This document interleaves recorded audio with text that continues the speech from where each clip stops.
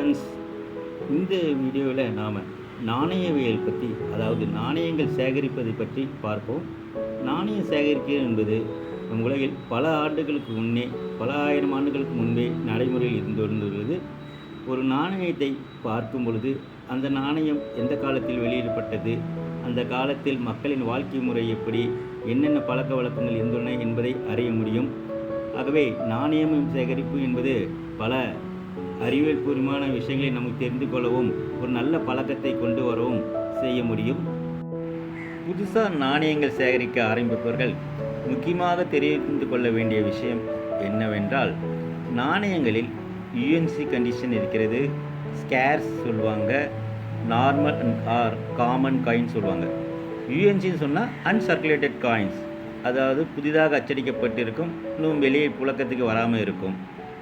அடுத்தது ஸ்கேர்ஸ், இது எளிதில் கிடைக்காது, ஆனால் அரிதானதும் அல்ல, ஆனால் எளிதில் கிடைக்காது.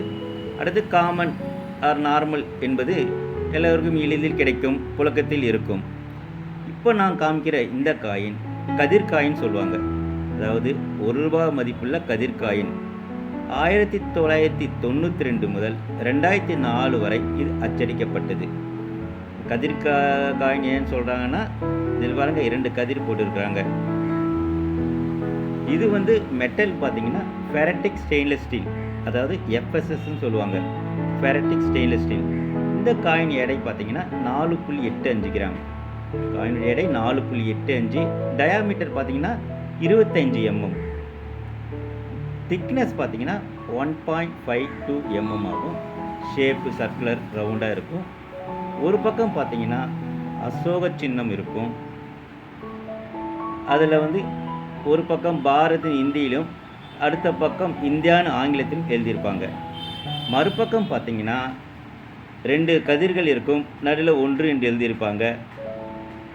அதற்கு அடியில் ருப்பீஸ் என்று ஆங்கிலத்திலும் அதன் அச்சடிக்கப்பட்ட வருடத்தையும் எழுதியிருப்பாங்க. எல்லோரும் முக்கியமாக நீங்கள் பார்க்க வேண்டியது, இந்தியாவில் காயின் 4 இடத்துல அச்சடிச்சிருக்காங்க.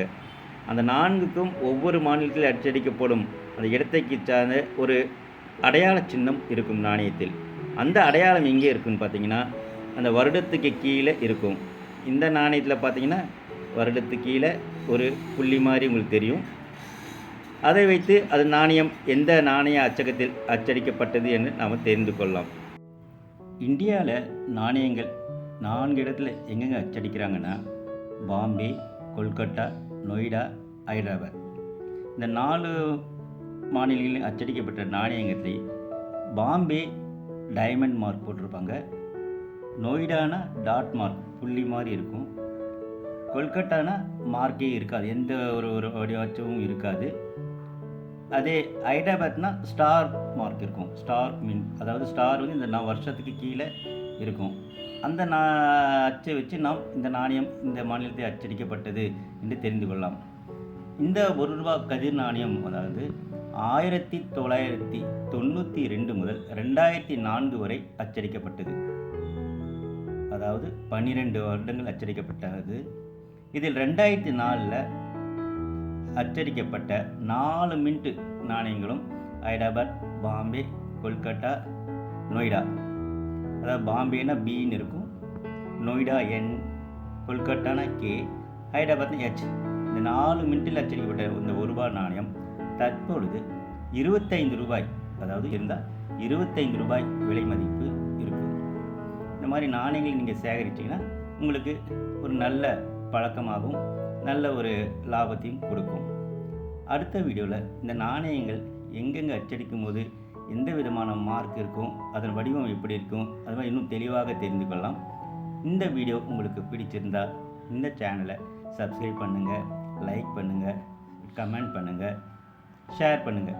உங்களுக்கு ரொம்ப ரொம்ப நன்றி.